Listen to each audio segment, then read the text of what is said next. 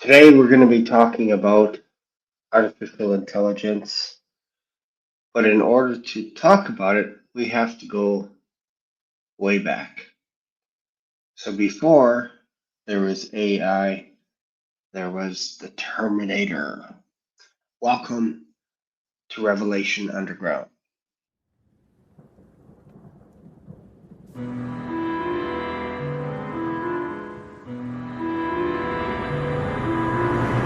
Welcome to the stage, it's the tale untold. Shame, the black swan breaking the mold. In a world of chaos, he rises from the fray. With wings spread wide, he's here to slay. Dark shadows lurking, but he won't back down. Black swan revelations, moments alive. Chains break barriers, watch and thrive. In this kingdom of dreams, we're brave there to fly. The black swan's the limit, reach up to the sky.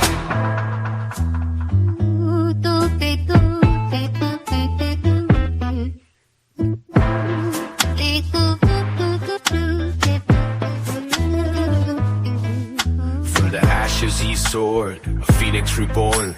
With beats in his heart, he's ready for war. Lyrics like daggers, sharp on the tongue. In the game for the throne, where legends are hung. Echoes of truth ringing loud and clear. Black swan revelations, moments alive. Chains breaking barriers, watching thrive. In this kingdom of dreams, through the brave dare to fly. Black swan's the limit, reach up to the sky.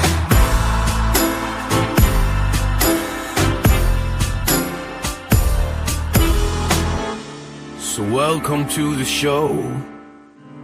Let the good times roll.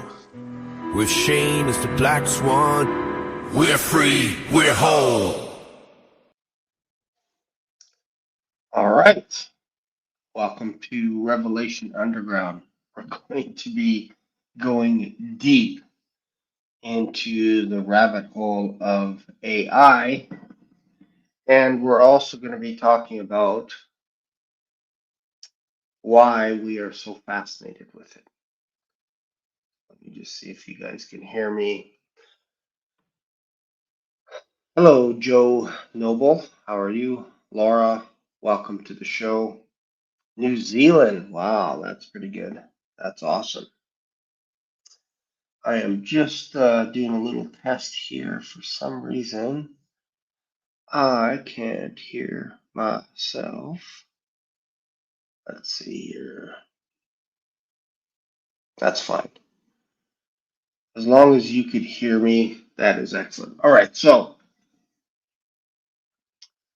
where do we begin? I am fascinated with the idea of trying to predict the future. My channel is called Black Swan Revelations because I like to read the Bible over and over and over again. And in fact, in the last 3.5 years, I've read the entire Bible 22 times. I also like to talk about Black Swan events, 9/11, Pearl Harbor, all this kind of stuff. And I like trying to predict what's actually going to happen next. And then I thought about that for a while. I'm like, why do I like doing that? Why do I like trying to predict? And is it wrong to try and predict the future? Especially when it comes to things like the rapture. There are people that, as soon as you say, you know what, Jesus Christ can come at any time, any minute, it's imminent. They go, whoa, whoa, whoa, time out there, chef. Hold on 1 second. Don't you know we don't know the day or the hour, therefore, thus saith the Lord, you shouldn't predict the future? Well, isn't it interesting that Jesus Christ scolded some religious leaders for not being able to predict the future. Let's just go over to, let me just share a scripture verse to start our show. And let's see if I can find it here. Let's go over to Matthew 16. Let me just make sure you guys can see it. Nope, you cannot. Here you go. Okay, Matthew 16. Jesus is talking with the Pharisees and the Sadducees. The Pharisees believe in the resurrection and in angels, spirits, all that stuff, whereas the Sadducees believe in neither. They don't believe in spirits, angels, they don't believe in the resurrection. So the Pharisees, also the Sadducees, came and tempting, desired him that he would show them a sign from heaven. So they weren't doing it to learn something. They were trying to trick Jesus. They wanted to get him into trouble. He answered and said unto them, when it is evening, ye say, it will be fair weather, for the sky is red. And in the morning, it will be foul weather today, for the sky is red and lowering. All ye hypocrites, ye can discern the face of the sky, but can ye not discern the signs of the times? So they weren't aware of what time they were in. So Jesus said, a wicked and adulterous generation seeketh after a sign, and there shall be no sign be given unto it, but the sign of the prophet Jonas. And he left them and departed.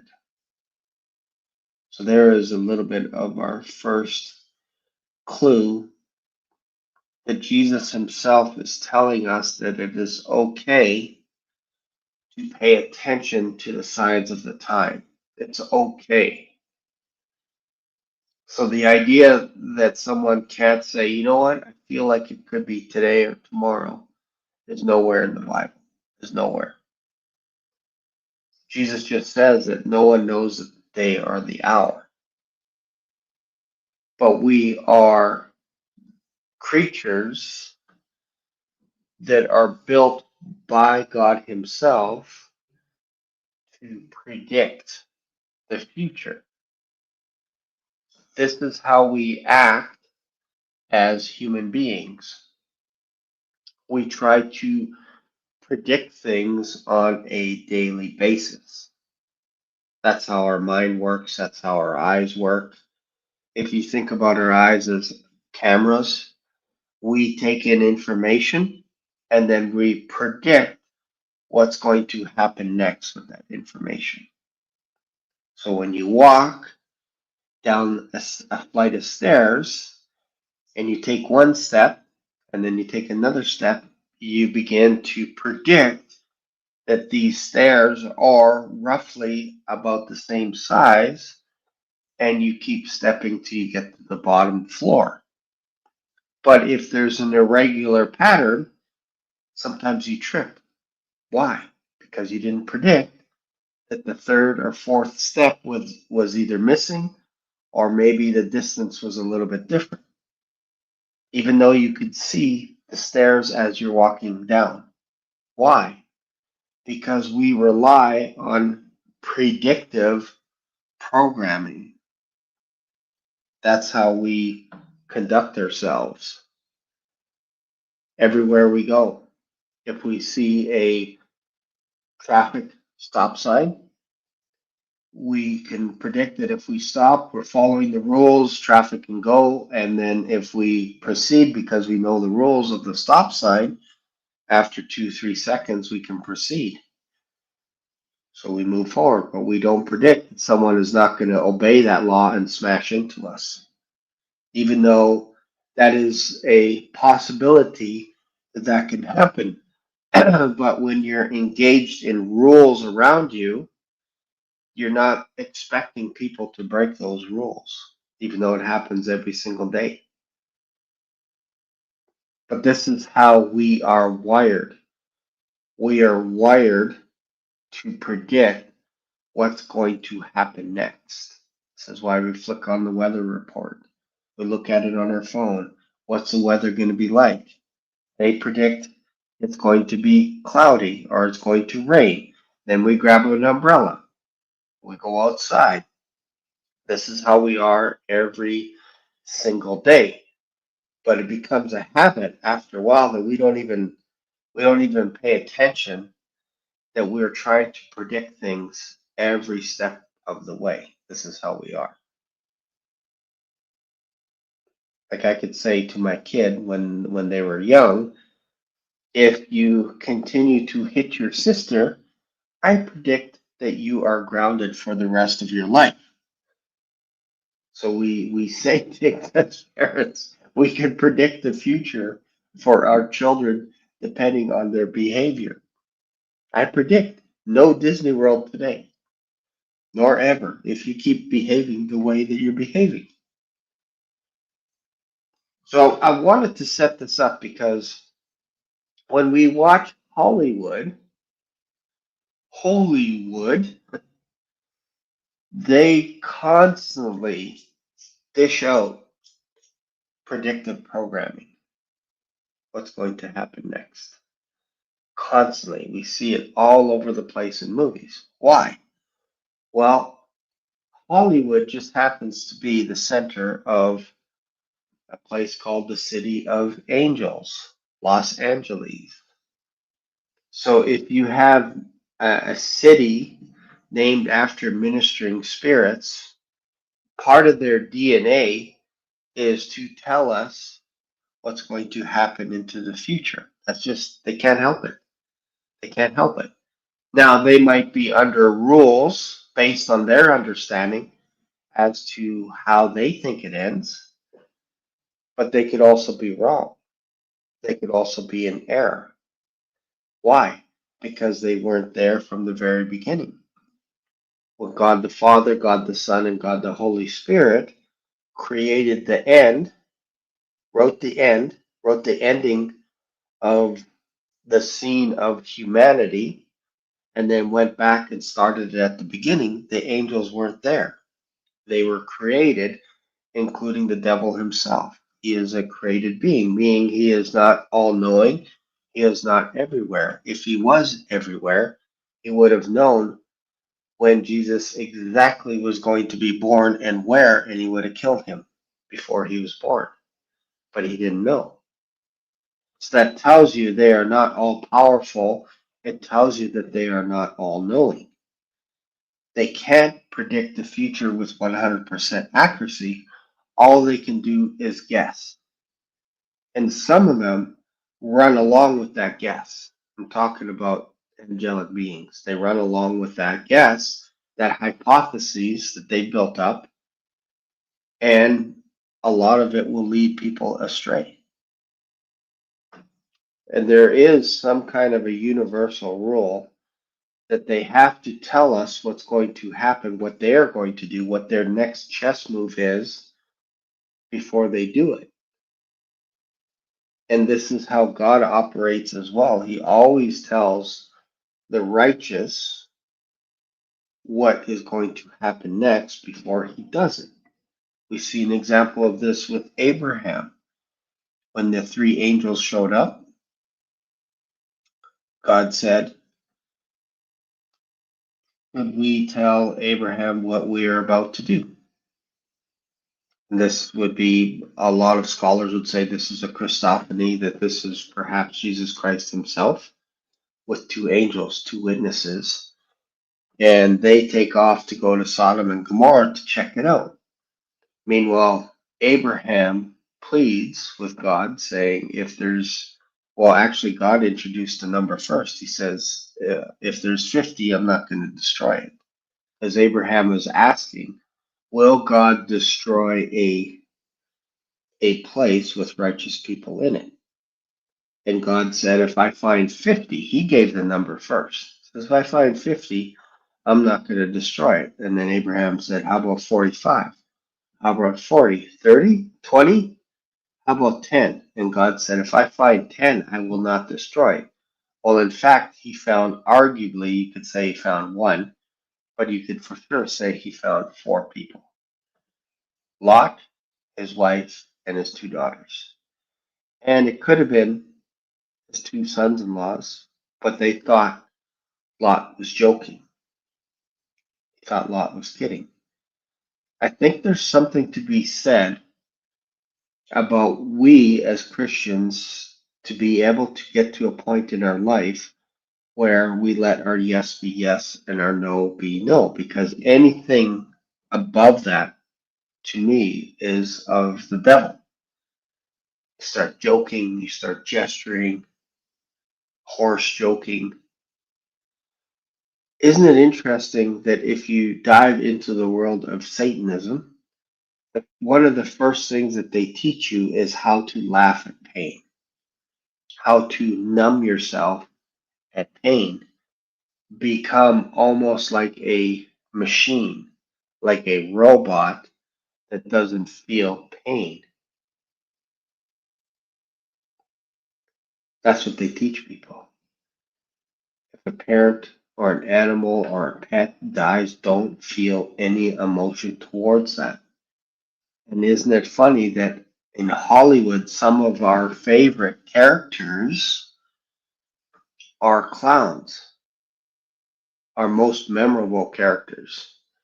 You might say, no, no, I don't have any respect for anyone that dresses up as a clown. Well, think about the Joker.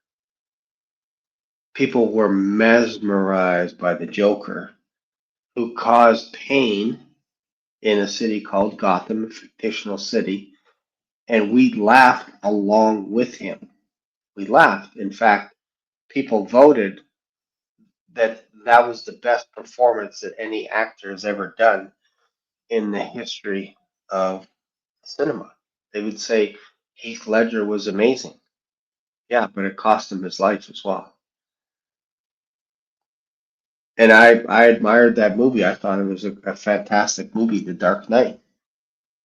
But when you watch it again, you can't watch that show with a child.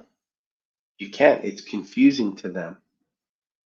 It brings confusion because they're like, I don't understand why they're laughing or why people or adults are laughing when people are getting killed. I don't understand. Like they won't be able to comprehend that. That's the age of innocency. And for us, I think we've gone past that stage where we're like, we almost become numb now. When we watch a movie, we're like, there's no good movies anymore. They're all the same. AI takes over the world again. Like one movie after another. Like we've seen it all. And I think this is why we are starting to get a little bit itchy when it comes to the rapture. We're like, man, everything is converging right now. Like Hollywood is losing its taste. People are losing their taste for Hollywood movies. Like they're just like, this is boring. So Hollywood has to pivot to where? Most likely virtual reality. Most likely trying to manipulate reality, whether it's news, media outlets, reality as we know it when we're watching TV. That's one of the ways that I feel like they're going to pivot because people aren't lining up at the door anymore for these movies. They're just not. Like how many movies like The Truman Show can we watch with Jim Carrey? Like being in an alternating reality or The Matrix. Like we're like we've seen this before.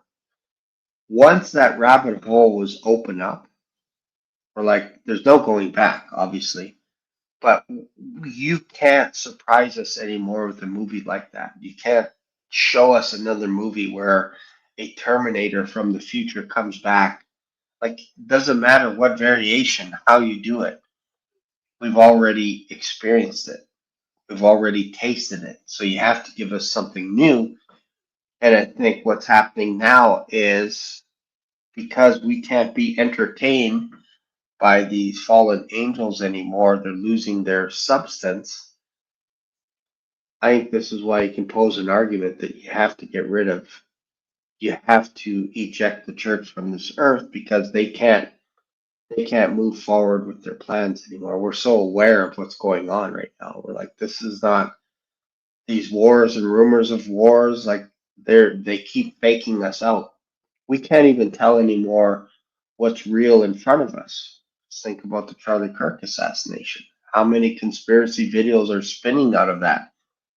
Why? It's so confusing now. They've got us into a realm of confusion that we're like, we don't know what's real anymore. And I think once you get into that state that you don't know what's real, what's not real, you start to experience paralysis. You don't want to move, you don't want to explore because you're like, it's all explored, so I don't need to leave my house. I'll just start building up virtual friends and I'll start spending time getting to know AI a little bit better, building relationships with various AI bots because out there is confusion, but here I can make friends. I can make virtual friends. So let's go to, I think it's appropriate to go to this trailer that I remember seeing as a little kid. This trailer is the first official trailer of the Terminator. So let's just watch it and then kind of pay attention to yourself. Pay attention of whether or not you're laughing because this is old, or if you're like, they were telling us something 30, 40 years ago. Just note your mood when you watch this.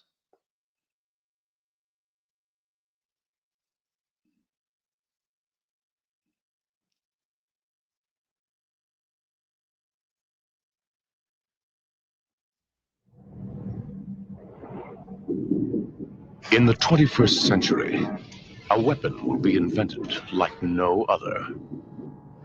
This weapon will be powerful, versatile, and indestructible.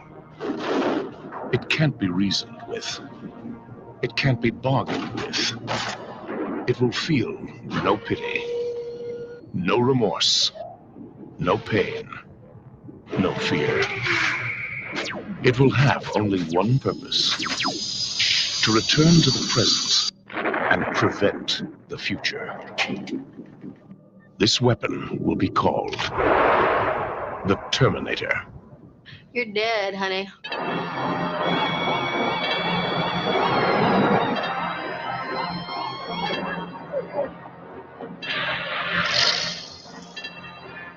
What day is it? The date! 12th May, Thursday. What year?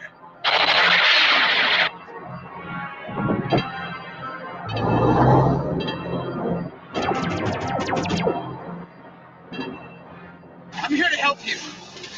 I'm Reese, DN 38416, assigned to protect you. You've been targeted for termination.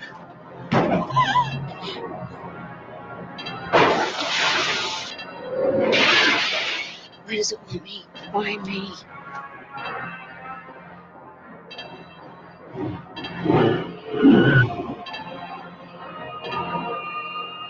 Arnold Schwarzenegger is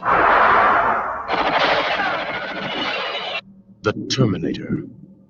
Your future is in its hands. All right. That's still eerie by today's standards when you think about it. That came out in 1984. The future is in its hands. It's interesting that out of all the names that you can pick for the heroine, you pick the name Sarah. That goes all the way back to Genesis, where Abraham's wife is Sarah.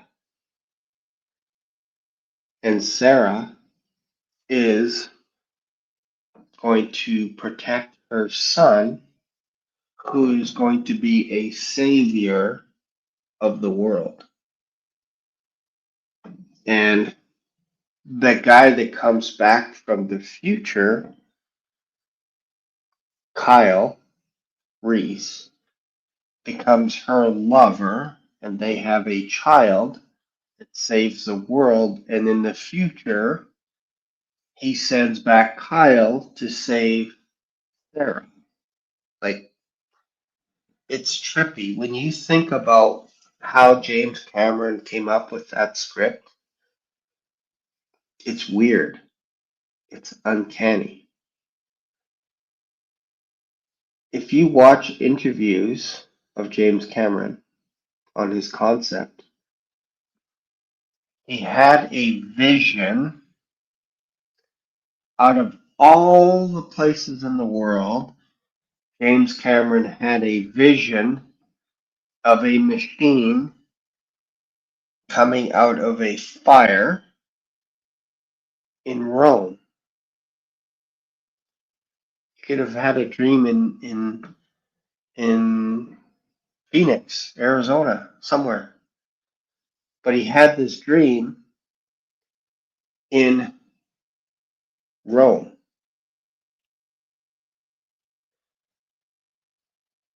Rome, as we know, has a history in the book of Daniel.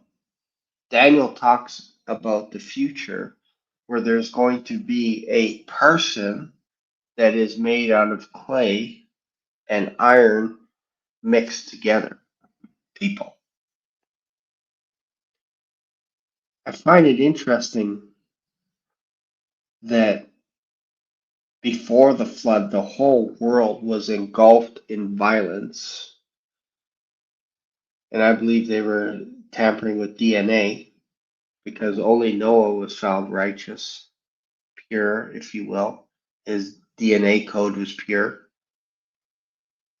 And the whole world got wiped out. So they're tampering with animals, mixing DNA, people mixing DNA. Who knows what the population was? There's some people that say it was in the billions. Billions. They got destroyed. And here you have a guy named Jacob, if you will, Cameron, who's very good at cameras. And his last name is Cameron. Bizarre in itself, probably one of the best directors on earth. But he had a vision, and what he wanted to do was flesh it out. So he would just write out pieces about what kind of a world would entertain the idea of a metal robot coming out of a fire. And he started to flesh out the script. And he started to draw pictures of a machine and all kinds of stuff. What's interesting is James Cameron originally was an engineer. He switched from becoming an engineer to majoring in English. I've been talking about English going all the way back to the Garden of Eden, meaning the language comes from angels. Angels. And if you want to watch those videos, go watch it. But I find it fascinating that people that write music or write screenplays for movies, they don't get a concept at the beginning to work on it. They get a vision and they always attribute it to something from up there. People would ask Michael Jackson, where do you get your inspiration from? Like, where do you get this music from? And he's like, I don't know. It's from above. From above. I get it. And then all of a sudden he's got all these hits. And a lot of it seems to happen in the 80s. When you think about it, we get MTV music videos, Prince, who wrote all his music for Purple Rain, and it became a smash. One song after another. Michael Jackson with Thriller, all this stuff. And they all, same thing, they attribute it to someone else. James Cameron, if you think about the book of Genesis, when the earth was formless and void, there was water separated from above the earth, and then waters below the earth as well. There's waters below the earth and waters above the earth. Talks about that in Genesis, and in between is a firmament, which God calls heaven. I find it interesting that James Cameron, one of the first movies that he started working on was Aliens. Aliens. And I think actually just before that, either just before or just after, was the movie called The Abyss, about an alien entity in the water. And forgot about this. Get this. This is where James Cameron was born. He was born in the close to the Arctic Circle, and then moved away later. Born near the Arctic Circle, which is basically, when you think about the movie Alien, it all happens in, I think it's actually Antarctica, but it happens in the cold, in ice and all this stuff. And we have mysteries around Antarctica. We know that you can't go below the 60th parallel. It's illegal. Nor can you go to the center of the North Pole. You can't go there on your own. You need somebody to guide you. You can't just fly over anywhere you want. There are regions of the planet that you can't just go over. Maybe I'll make a video about that. It's fascinating. If you litter anywhere below the 60th parallel, it's like a $50,000 US fine for dropping a candy bar wrapper into the water below the 60th parallel. Like, it's crazy. It's crazy stuff. James Cameron has a huge fixation on water,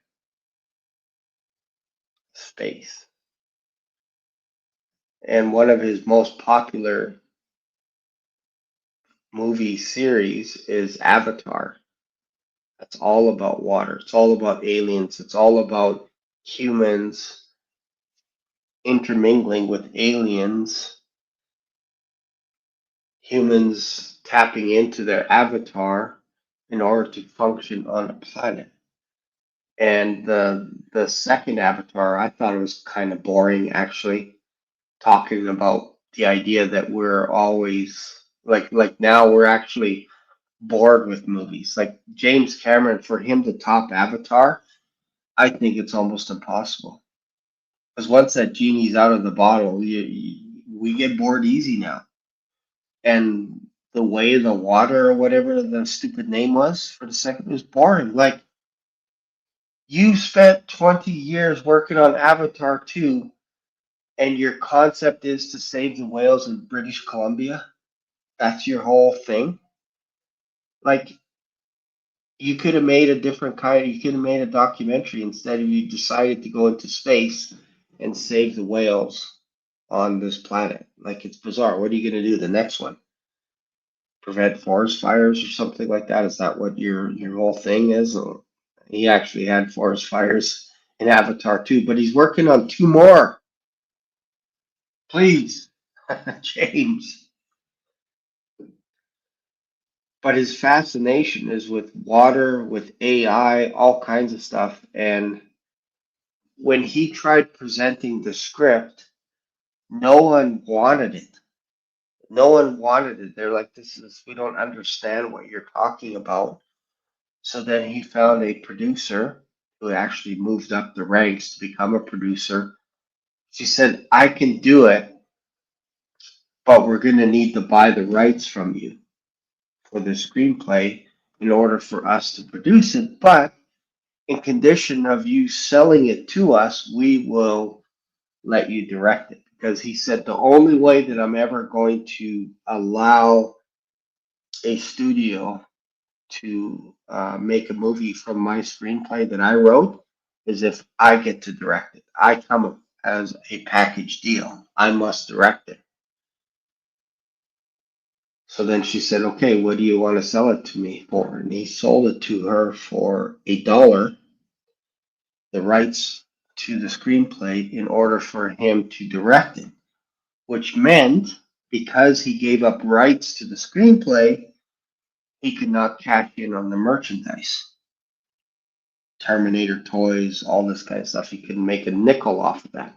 Unlike George Lucas, who said, I don't care who makes this movie, like I'll direct the first few episodes or whatever it is, but what I want is I want the rights to licensing.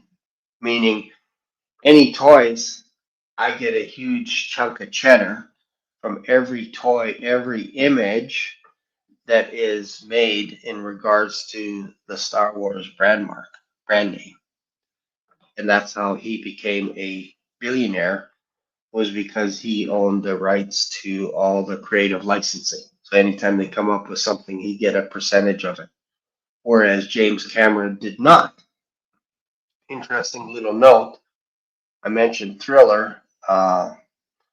Michael Jackson used to be once upon a time ago when he was alive, was best friends with Paul McCartney.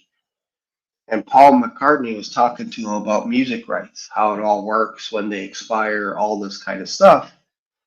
And Michael Jackson, while they're playing the piano, was like, "What do you mean music rights to music expires?" Paul said, "Yeah, like if you write a song today, in 10, 20, 30 years from now, that the rights to that song will actually expire, and then you have to reapply again for the rights to that song." So Michael's like, "Oh, that's kind of interesting." Goes away, talks to his lawyer, and they watch until all the Beatles music becomes, all the rights to the Beatle music expires, and he bought all the rights to Beatle music, the Beatles. He bought all the rights to it. And Paul McCartney got mad and said, "How could you do this to me? You're my best friend." It's just business. So he bought all the rights. That's how Michael Jackson made a lot of his money. It wasn't just from Thriller. It was because he owned the rights to all of the Beatle music. Crazy, right? So yeah, James Cameron got screwed on because he wanted to be a director so bad. But the interesting thing is when he was directing is they didn't have the technology that they needed like they have today to make the movie work. And he didn't have a huge budget. So I think, oh man, what was it? I think it was like 20 million or something like that. Wasn't a lot. So what they had to do was they had to use models on a scale and bring it down. Models of LA, and they would mix it up with real skeleton bones and have little tiny bones and all this kind of stuff to make it look real, because they didn't have the special effects of the time to make it look real. Kind of an interesting study, right? Yeah, Michael Jackson was a genius. But there's some mysteries when it comes to some of these celebrities as to how they got their fame. We always say, well, it's just because they spent a little bit extra time on the couch with the producer or director. I think there was more to it. Some of these actors and actresses, all of a sudden they just skyrocket. Their music, everything just boom. And it's weird. It's so fast. It's almost like they had an angelic touch, as in they probably signed over their soul via contract, and then they got wealth. That's what it looks like. Like I'm sure if you dove down some of those rabbit holes, they would all say the same thing. A dark shadow arrived in a room, a vision. I saw a light, something, and then all of a sudden I had all the information I needed to write the song and write the beat of the music or write the movie script, and it was just there. But James Cameron is struggling today. He wants to make a new Terminator movie, but what he's doing now is he's waiting to the AI dust settles. Why? Why does he have to wait for that? What is going on right now that he feels that if he made another Terminator movie, we wouldn't buy it? And I think that concept of buying something goes all the way back to the movie The Matrix, where the program was trying to create programs for us to accept the world of the Matrix. And these people wake up from their dreams. It's like, whoa, what's going on here? And they'd have to drug them and put them back to sleep in their little cocoon. So then the program would keep rewriting the matrix, and all of a sudden it was basically 99% glitch free. Every once in a while you get a little hiccup, but then you would send the agents to take care of those people that were kind of waking up or whatever it is. And tell them, convince them that what they saw was not real. And then one time Neil was actually in the Matrix, and he looks down the hallway and he sees a cat go by, a black cat. And then he sees a black cat go by again, and he's like, wait, what? And everybody's like, what did you see? I saw a black cat, but I thought I saw it go by twice. All of a sudden they realized that the Matrix was changing, and they got trapped in that world. So again, when we're talking about predictive programming, we are susceptible to that. That's how we are built. We're built to put one foot in front of the other. That's how we operate. If this door is locked here, it's either got a combination to it, or I can find another door because I'm on a floor that has many doors. So I can predict that if I open enough doors, I'm going to get out if I forget the code. This building that I'm in, the Beverly, which is where my son-in-law and daughter live with their family. It's like the movie from, I don't know if you guys ever seen the movie Passengers. Great show. Chris Pratt and what's the name? Lauren, forget her name. She's a very good actress. But when this guy woke up, it kind of reminded me a little bit of Adam and Eve when you think about it. They're on this ship going to a place. It's like basically like New Eden, and he wakes up first, and he's also an engineer, and he tries to break into the main area where the pilots, where the pilot room is, and the pilots are actually asleep. But he's trying to get in so that he can send out a distress call to say that they're off course. He's going to die before they get to this planet. While he's doing that, he comes across this lady, and he decides to wake her up, which is basically creating a death sentence for her.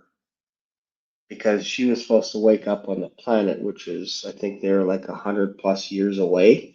But he decided to wake her up early. Why? Because he fell in love with her image. So he woke her up. But what's interesting is every time he would go into a room, the lights would go on by themselves. And there was one scene where he tried to get coffee, but because he was a lower rank, he couldn't get access to the good coffee. When she woke up, she was a higher ranking person. She had the passcode to be able to get him whatever food that he wanted, because she had higher privileges. When I walked into this area after I entered the code into the building, as I'm entering room after room, the lights are coming on. And then music started playing in the background. I'm like, it's kind of weird, kind of futuristic. It felt like kind of like utopia. Utopia. All right, so let's continue on. Man, it's already 44 minutes. Where's the time gone? I wanted to play this video to explain a little bit about why we are susceptible to predictive programming, and I think this will help. I think this will help us. It's just a short little video. Here it is.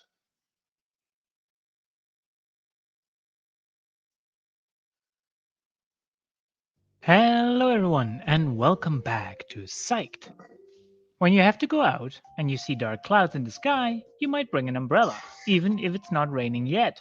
Whereas you wouldn't do the same if the sun is out. Indeed, we as humans constantly try to predict our future. And as it turns out, our compulsion to make predictions is not just a way to avoid getting wet, it is crucial to function in a dynamic world. How and why our brain makes predictions is explained by the theory of predictive coding. And in this video, we will discuss what predictive coding is. So here we go. Predictive coding relates to both sensory and cognitive processes. Within the sensory domain, in other words our perception, we compare a prediction to incoming information. Let's take vision as an example, and let's compare our vision to a camera. A camera picks up light and reconstructs what enters through the lens. In the human brain, something similar happens. Visual information enters through the eyes, and an image is built up in our visual cortex. However, whereas the story for the camera ends here, our visual system does much more. Whenever we see our surroundings, we already have a prediction of what our environment should look like. This enables our sensory systems to work way more efficiently. So rather than constantly processing all visual information, our brain just compares the incoming information to what it expects to see. And this works because most of the things we see around us don't move. For example, if you're sitting next to a lamp and you see the lamp, well, 10 seconds later, it's probably still there. Now, these predictions we make are based on our prior experience and knowledge. As long as this experience is up to date, our predictions should be accurate. However, in some cases, our predictions do not match the incoming information, and this is what we call a prediction error. Imagine you walk outside at night and you see something dark moving a little behind a tree. You expect it is a cat because you have seen cats in this area before. However, as soon as you get closer, you see that it's just a bush which was moving in the wind. So, the thing you recognized as an actual cat is no longer a cat, and your prediction was wrong. So a prediction error is a mismatch between what you expected and the actual incoming information. Now, in this example, the mistake is rather mundane. However, in other cases, prediction errors are crucial for learning. If prediction errors occur repeatedly, our brain will recognize that its predictions are inaccurate, and it will update them accordingly. And such updating of a prediction mismatch is basically equivalent to learning from mistakes. For example, when learning how to ride a bike, initially you will fall quite a few times. This is because our prediction where our body should be on the bike to maintain balance is very inaccurate. However, every time you fall off, our brain notices that its prediction was off and will update its prediction for the next time. Over time and many more attempts, you will learn how to keep your balance. Okay. Story time. I remember trying to teach my son how to ride the bike. And I had this bike that had shocks on it. So right out of the gate, I never owned a bike like that before. So my predictive programming was a little bit off. I remember going up a staircase, probably about 3 or 4 stairs, so I'd say 3 feet off the ground. And I remember showing my son, he was probably like 6 years old or so. I'm like, I'm going to teach you how to do a bunny hop. Because when I was a kid, I used to be pretty deadly at doing bunny hops. I could jump over just about anything. So I rode off the edge of the stairwell and I went to pull up. And because there's shocks on it, it delayed just a little bit. So then I ended up falling head over heels over the bike, and my hands were caught with inside the brakes, the handbrakes, and I couldn't let go until I flipped over, and my hands, basically, these fingers touched my wrist on both hands. I thought I broke both my wrists. I was in shock because they bent right in half. And I got up and I'm trying to shake off the cobwebs. I'm looking at my son and he's like this. His eyes are like this, like he almost witnessed me dying in front of him. And I said to him, I said, you know what, son? I think I know what I did wrong. So I went back up on the stairwell again and I wanted to show him the correct way of doing it. And when I looked up, he was gone. He was pedaling his bike home. He didn't want to see me destroy myself in front of him. Anyways, that reminded me a little bit of this when I saw this kid lying there on his bike. I'm like, yeah, I've been there before. I don't think I really learned how to ride a bike properly. I don't think so. All right, let's go back to this. In other words, your prediction of where your body should be on the bike is now accurate enough. So in this example, somebody notices and learns from their own mistakes. However, predictions can also be updated through feedback, and this is what we call feedback learning. Imagine you mispronounce a word. The more people that correct you, the more likely you will be to adjust the way you pronounce that specific word. So much for the theory of predictive coding, but when and where does it happen in the brain? One prominent way to investigate predictive coding is by using electroencephalography, or EEG. When participants perform a task in which they make errors, a clear deflection in the EEG signal can be seen shortly after the mistake. This particular wave is called an error-related negativity, or ERN. When people don't notice the mistake themselves, but are given feedback about their answer being wrong, we see a very similar EEG wave, which is called a I think I remember having a test like this when I was in grade one, maybe grade two, and the teacher would send me to a lab with headphones, and they would send a beep into my headset, and they would say, if you hear a beep, I want you to nod your head. So I'd hear the beep, like, yep, beep, beep, yep, yep, I heard it. And they're like, huh, it's weird. He must not be deaf. We thought he was deaf because he doesn't listen to us in class. So they would send me through all these little tests, and then what they found out, the best thing for me was because I talk so much, was to put me out in the hallway. And I spent probably half my school time years in the hallway looking in at students on the inside of the classroom sitting still like this, like robots. And I was on the outside having a blast. I can roam the halls, I can go outside if I wanted, come back, whatever, or I would spend probably, I would say probably half the time in the principal's office as well. And he'd be like, why are you here? I think it was because I was pulling Sally's hair or I stood up on my desk in the classroom. I'm not sure, I'm not exactly sure why I did those things, but I can tell you that's probably why I was here. And then I would get the strap and all this kind of stuff.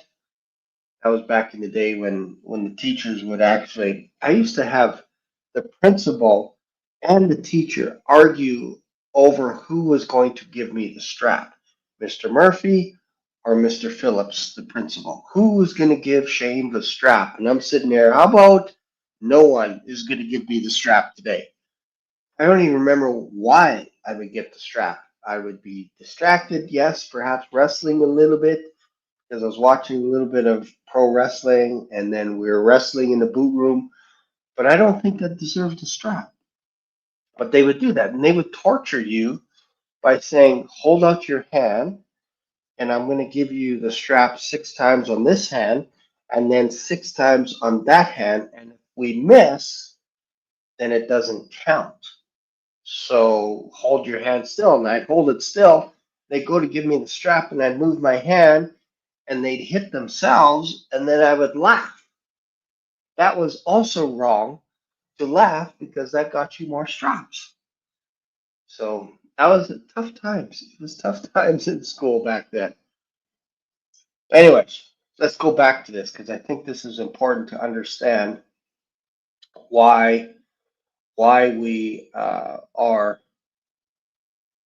basically susceptible to predictive programming. think this is important for us to know this, because sometimes it's not your fault.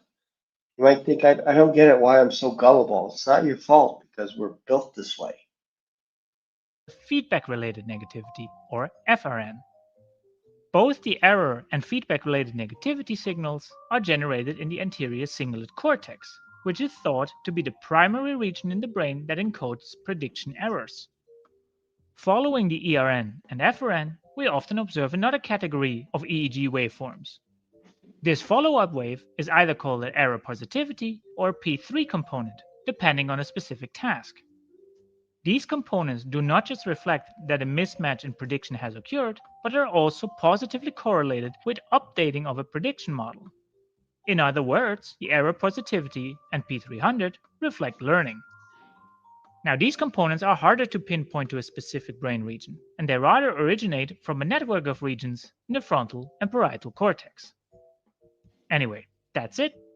We hope you enjoyed this intro. I like when the guy says anyway. It's almost like he bored himself by talking about this. So anyways, what I'm trying to paint the picture of is the idea that if you are in the right frame of mind, you can be manipulated because our bodies, our minds are trying to predict what happens next. And if you can get us into that state where it lines up with what we're predicting, and then you could start channeling it into a direction, I think that's where we can you see kids, like if they can predict what's going to happen next, they will stay mesmerized watching the same song over and over again. And you're like, man, like this kid, I can't get him away from the TV. It's because the predictive programming is so heavy that they know what's going to happen next. If you have a video with 5 colors and a character touches this color, it turns red, green, blue, you know those 5 colors are going to be changed. And then the next video, you watch it again, but it could be a different order. But the child knows that, hey, that red one's going to change to green, green is going to change to yellow, blue is going to change to whatever orange or whatever color that they have. And that completes the cycle. So they will watch that video to the end. If it's 5 minutes, they'll watch it all because they're in anticipation of the loop being closed. Until that loop is closed, you'll keep watching it. You keep watching it. So let's go now. Let's go back to kind of the first. And this, I'm telling you, this gets really crazy. But I wanted to take you back to the first kind of an instance of where we get introduced to AI in a movie. So I'm going to take you back, all the way back to, let me see if I can just find it real quick here. I'll take you back to some of the earliest movies here. Give me 1 sec. I can find it here.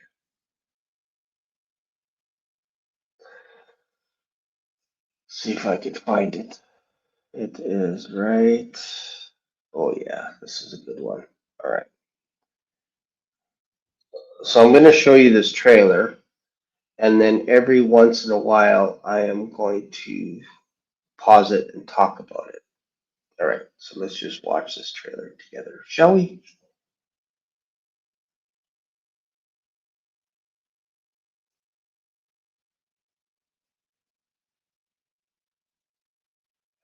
Play. Play.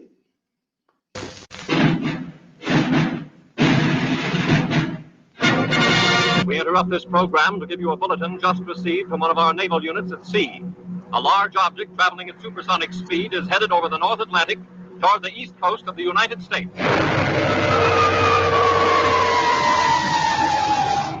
Ladies and gentlemen, this is Drew Pearson. We bring you this special radio television broadcast in order to give you the very latest information on an amazing phenomenon, the arrival of a space ship in Washington. The Army has taken every precaution to meet any emergency which may develop. Just a minute, Ladies and gentlemen, I think something is happening.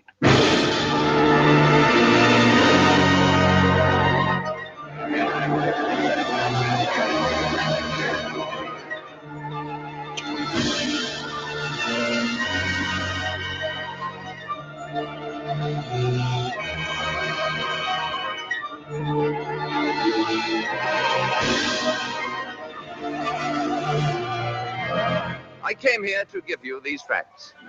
But if you threaten to extend your violence, this earth of yours will be reduced to a burned out cinder. But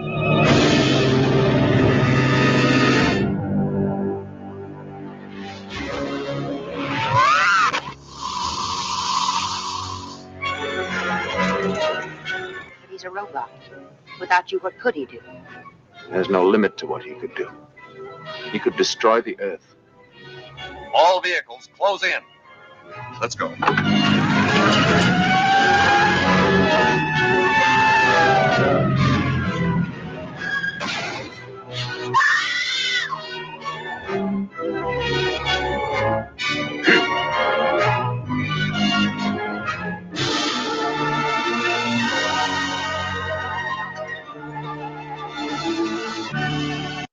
Okay, notice the theme. An alien from space captures a woman, abducts her for himself. Boy, doesn't that go all the way back to before the flood, where the sons of God came down and took them wives that they wanted? And this is where we get Nephilim. So this movie came out a long time ago, in the 20s, I think it was, 30s. But basically the idea is, in order for us to not destroy you, I need a woman. We need a woman. And you can't get away from the idea that an alien race wants to breed with our women. That is all over Hollywood. Think of Alien. Think of Sigourney Weaver, her character. I forget what her character's name was, but basically she got impregnated, and ended up having an alien baby. It's all over movies. And the idea of Nephilim also going after women as well is not something new. Think about King Kong. When King Kong came out in 1980, I was terrified. That was like the scariest movie of a monkey found on a island, and they bring it to New York, and it ends up climbing up the Empire State Building, and it kidnaps a woman because it wanted, arguably this would be impossible, but it wanted to have a woman as a mate, It's all over Hollywood. Aliens abducting women. That goes all the way back to Genesis chapter 6. And I want to show you another movie that goes back even before the day that Earth stood still.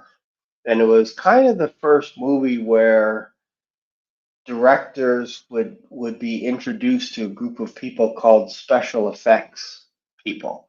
These people could actually create something out of nothing and make it look good. So I wanted to show you this movie trailer, because again, I think this builds a case that Hollyweird is all over this stuff with their angelic beings. Like they're just they used to be just pumping this stuff out, and I think we're getting to a point where they're actually reaching stagnation. So let me go to right here. Here it is. Okay, so this is a trailer. This movie is called Metropolis from 1927. This will put things into perspective. So some of the things I want you to keep track of when you're watching this for the first time, you may not have seen this before, is think about images of Moloch. Who was Moloch? Well, if you read in the Old Testament, there is a god, I believe this is one of the gods of either the Moabites or the Amorites, which are descendants of Lot. Basically, what would happen in the Old Testament is in order for people to live or be successful, they had to dedicate their children to these gods. And some of these gods wanted them to be burned alive in front of them, in front of these deities. So people would actually take their newborn children, lay them on the arms that were basically heated, like red hot, and they would destroy their own children. Others would also eat their children. I know this is hard, but this is Revelation Underground. Don't forget. So people would actually eat their own children, or they would sacrifice their children to deities to eat their children. And that's what caused Israel to get vomited out of their land, because Moses wrote in the book of Leviticus and also in Deuteronomy and Numbers, he said, if you do the wickedness that the nations before you, including the Amorites, the Hittites, the Hivites, all the ites, did before you, including Egypt, this land will vomit you out. And instead of me being for you, I will be against you. What were the things? Well, cannibalism was running rampant. There were giants in the land. Giants would eat each other and eat humans because they weren't being fed. So they would actually have humans feeding giants. And once the food ran out, they would eat the people. It's a brutal time. Brutal time. And this is after the flood. There were giants in the land. And the area of Israel was infiltrated with, or I should say, saturated with giants, all the way to Gaza, because Gaza was supposed to be given to the Danites and a few of the other tribes along the coast. So whenever you hear the term from the river to the sea, that's not a Palestinian thing. That is in the Bible, because God said, I will give Israel the land from the Jordan River to the Mediterranean Sea. That's where the saying comes from the river to the sea. All that land, including Gaza, goes all the way up to Lebanon. That's all Israel. And Samson was operating in the area of the Philistines as a judge to help expel them and help get rid of them, because they were one of the tribes, one of the nations that were to be expelled, along with the Amorites, the Hittites, the Gershonites, I think. So there were 7 nations. They were to rid them out of the land. And in fact, before Israel came into the land, God said, I'm going to use hornets to actually get rid of all these people, so that when you show up, you don't have to build anything. You don't have to lay crops, nothing. Like, it's already there for you to inhabit. You can just move right on in. And the reason why God was going to move them out by hornets was so that he can move them out little by little, because if he moved them out too fast, then the animals would overpopulate the land of Israel. So God said, I'll do it slowly. And Israel got to a point where they're like, we don't need God's help. So God did it differently. He allowed them to fight their own battles. He allowed them to learn how to fight wars via their judges, and they learned how to fight with swords. But before that, they didn't know how, because God fought all their battles.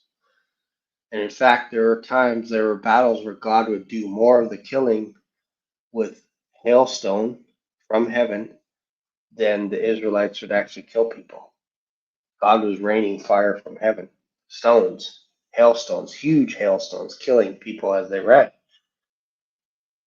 Why am I saying all this stuff? Because there was a time after the flood where people were all on the same page, and I believe they were all with one language, which again in other videos I've hinted at the idea that that one language was English with vowels, and the vowels got extracted from all the languages. The one universal language got extracted from Babel, the Tower of Babel, the Tower of Language. So that's what Babel is. It's confusion of language. If you take all the vowels out, people stop working. Basically, God bankrupted that nation because they no longer could speak the same language. So they went back to their languages. They went back to their dialects. This all centered around Babel. They would not move, and you better believe they had deities around that were causing these people to sacrifice their children in order for them to gain knowledge. So this is a little bit of a background as to this movie Metropolis. I want you to see images, pay attention to images of people being sacrificed to Molech or Belial. All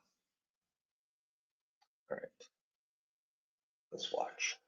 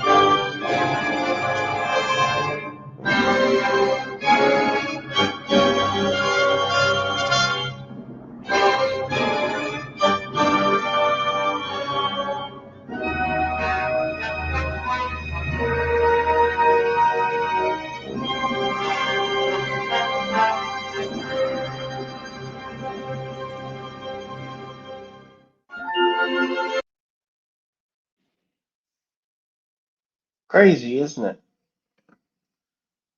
Isn't that the most satanic thing you've ever seen? Did you see the people going up the stairs under a Tower of Babel, and basically they had machines that were actually munching up the people as they fell in?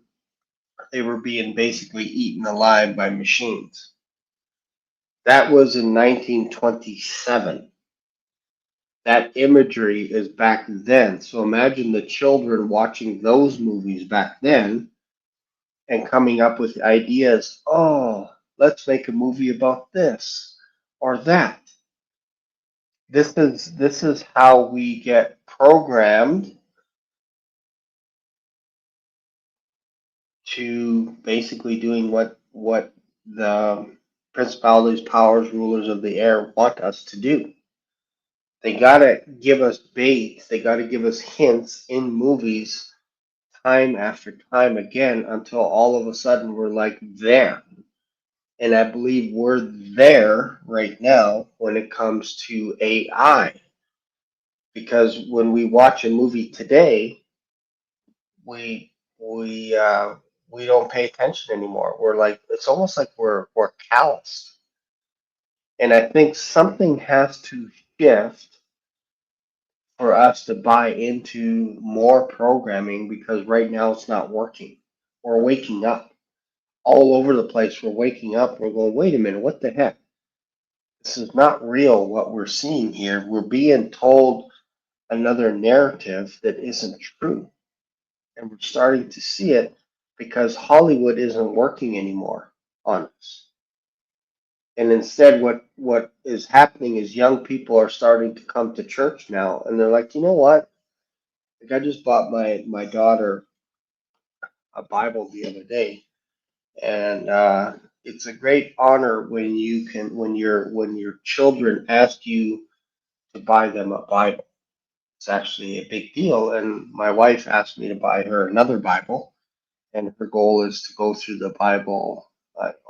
She's already on her second time this year. She wants to do it another two more times before the end of the year, which is four times. That's my wife. So it's interesting that there are children that are starting to move away from the TV and they're starting to come to church and they want a physical Bible in their hands to read, and they're starting to push their phones away. They're starting to move away from all these apps. And so what's actually happening now is AI developers are trying to mirror the idea that they're realizing that children are gravitating towards the Bible, a physical copy of the Bible. So what they want to do now, I believe this is the next wave, is to have AI talk like it's the Bible, but present characters like Jesus, Peter, Paul, James, and you can ask it any question. You can ask it about homosexuality. You can ask it about drinking, about porn, about whatever it is, whatever sin you're in, and you can go directly to the AI source, mirroring Jesus Christ, mirroring the Apostle Paul, mirroring the devil himself. You can interact with these AI models now, and I think that's the next wave where they're, because right now they're losing us. Let's think about late night TV. Who watches that anymore? Very rare will you sit and watch a late night show where it seems to be all the action is live shows. This is where entertainers are now going to YouTube and various other platforms because that's where the attention is. Attention is going to YouTube and other platforms now, and they're scrambling to try and buy your attention. They're scrambling because people aren't going in flocks to movie theaters anymore. They're not. Name a good movie that you've seen that you're like, this is the most amazing movie that's not a recreation of something that you've already seen before. How many times do we have to see Superman again, like another character of Superman, or another rewrite, another script of something that we've already seen before? Like, again, my kids don't watch movies in theaters anymore. They just say, why would I go to a movie theater and spend $50 when times are tough and I could just watch a movie from home for free? Why would I do that? That doesn't make any sense. Or I can watch sports or whatever else. So Hollywood is panicking. So the only way for them to counter that is to target the church, because that's where kids are starting to go, is towards the church. So I think this is a black swan prediction that is the next wave where AI is going to start moving into the church, because that's where the young people are starting to gravitate towards. Yeah, TV, same thing. People are not watching TV like they used to. Why? Because there's commercials. They don't like commercials. They're anti-commercial now. This is why I think people like watching a live show like this, is you can watch a show like this for like an hour or so and there's no commercials. I can't tell you, like there's times where I've watched another show and I'm like, man, 50 seconds just because I rewound and I wanted to listen to it again. I have to wait 50 seconds before I can watch the clip. That gets old very fast. Young people do not have patience for watching commercials. It's just a fact. So I think the way to get around that, for me anyway, is to just have a live show where I can interact with people on the show on YouTube, and they can interact with me. They can say things, whatever it is, back and forth. And I think that is also will continue to be the future. And I think you're going to see more and more celebrities move over to live so that people can interact with them. Anyways, thank you for spending the last hour and 20 minutes with me. I hope you got something out of this. I know we just scratched the surface. I can go on for hours about this topic. I will be talking about this at our Uptime conference in a few weeks. So hopefully, if you guys got tickets, I'll see you then. I know it's been sold out for a little while, but I'll be talking about the B system and AI and how it affects us and all this kind of stuff, and what's coming down the pipes or pike. If you're in the US, in Canada, we say down the pipes, and in America, you guys say down the pike. All right. Thanks, guys. I'll see you in another video. Bye for now. Black Swan Revelations here on YouTube brought you today's mind-bending journey. Dive into the discussion, your comments, questions, prayer requests, and powerful testimonies of Jesus' love are what fuel this community. Did today's episode hit home? Smash that like button. New here? Subscribe and ring the notification bell so you never miss a live stream or a video upload. Thanks for being part of today's adventure. Catch you in the next video, or maybe even in the clouds. Stay curious, stay blessed.